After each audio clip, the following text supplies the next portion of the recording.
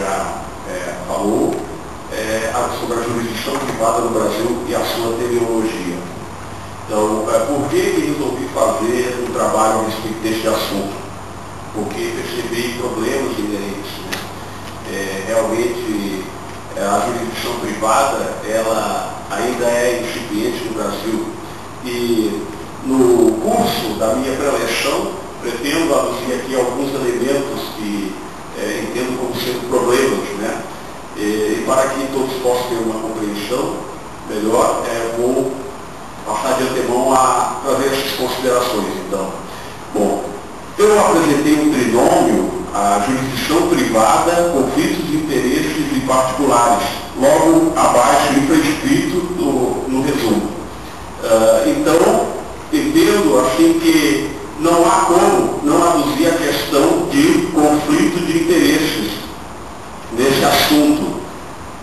E o que ocorre? Né? O ser humano é um ser eminentemente social. Isso já Aristóteles falava a respeito, e o Dalmo Gabriel Dallari, nos elementos de teoria geral do Estado, ele fala que o homem é um zoon politikon, um animal político. Isso mostrando a sua vinculação social. Então, o ser humano ele não é um ser gregário, ele não somente vive, mas convive, ele não somente existe, mas coexiste também, né? E é feliz Max Weber quando fala que a posteriori a sociedade é a criação das relações de significados entre os indivíduos, depois se determinam sobre o seu criador, que são os indivíduos.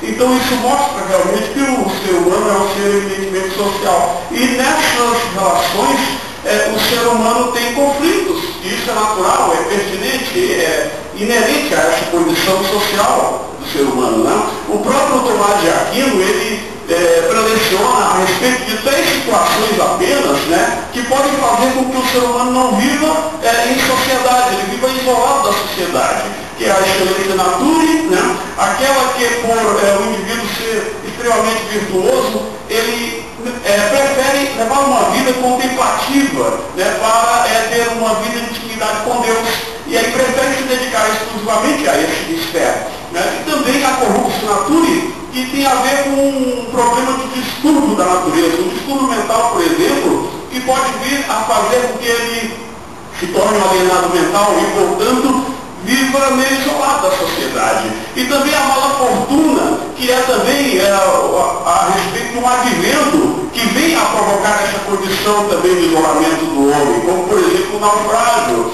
no qual ele pode ir para uma ilha deserta. Claro que isso no século XIII, Tomás de Aquino falava a respeito. Hoje seria meio difícil acontecer isso, né? Porque nós estamos num mundo globalizado. Né? E o ser humano inicialmente, na busca pela sua pretensão, pelo seu interesse, então tinha esses conflitos inerentes. E inicialmente o homem começava, se nós formos olhar com diligência a história processual, fazendo uso da autotutela, né? Ou alguns chamam também de autodefesa, há alguma discrepância sobre a autotutela e a autodefesa, mas não vou entrar no mérito aqui. O que acontece, então, grosso modo, seria o uso da força para ter a sua pretensão garantida, né? E isso muitas vezes acarretava muitos males, né? Então, o que acontecia com o uso da autotutela, primeiramente usado pelo indivíduo na busca de satisfação do seu interesse, muitos problemas surgiram, né? E o indivíduo, ele aos poucos foi se percebendo que poderia dirimir os seus conflitos de interesse de outras formas. E daí se evolui para a autocomposição, embora não seja percebido de forma instante a passagem de um período para o outro. Isso não é percebido necessariamente com precisão, com exatidão, né?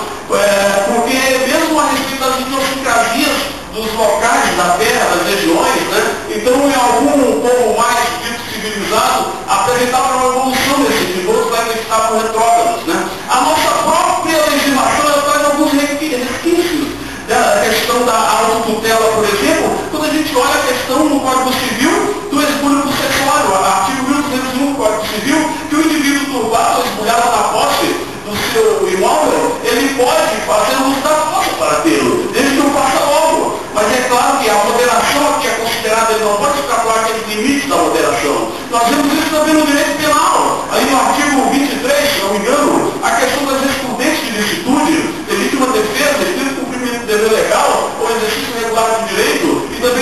necessidade, por exemplo, né? Mas também vemos em contrapartida lá que no artigo 314, se não me engano, se fala ali no título e epígrafe a respeito do exercício arbitrário das próprias razões que o Estado veda fazer justiça com as próprias mãos, né? Excetuando aquelas condições que ele, então, homologa, né? Então, o que acontece? E daí se formula a autocomposição. A autocomposição, o indivíduo viu que poderia ou renunciar à sua pretensão, ele poderia, ou então também transacionar também, e isso é lícito, o nosso diploma legal aceita a transação, inclusive no artigo 269, inciso 3º, do Código de Processo Civil, fala que está forma de exceção do processo com resolução do mérito. E daí, mas o que eu quero dizer é que até então não havia então um terceiro interventor, não havia então o recurso a um terceiro, como ocorre nos meios alternativos de solução de conflitos de interesse por particulares, como a arbitragem, por exemplo, que surgiu, e é o Instituto Vetusto, né, que merece considerações, né? Então, já os próprios povos da Mesopotâmia já têm registros a respeito da origem da arbitragem, né? E aqui a arbitragem ela passou todo um tempo, transpassou a história, né? E hoje ela está ganhando força, inclusive aqui no Brasil, que eu quero polarizar a atenção para o Brasil, esse é o meu objetivo. Então, muitos problemas eu observei, como eu já mencionei a respeito, né, do sufrágio com relação a esse instituto de jurisdição privada, quer seja pela nossa consciência justo-positivista, fortemente enraizada no nosso sistema jurídico, que com certeza constitui um grande óbice, né, a instituição desse instituto de jurisdição privada. A arbitragem mesmo passou por um grande processo legislativo apurado, minucioso, um bom tempo, 3 projetos de leis foram passados só na década de 80 para ser aprovados. Então, foi realmente dissecado hermeneuticamente o Instituto, foi avaliada a legislação alienígena. Então, realmente, a arbitragem ela teve uma historicidade indelével, não dá para a gente contradizer isso. Né? E o que acontece? Hoje ela está ganhando força cada vez mais, né?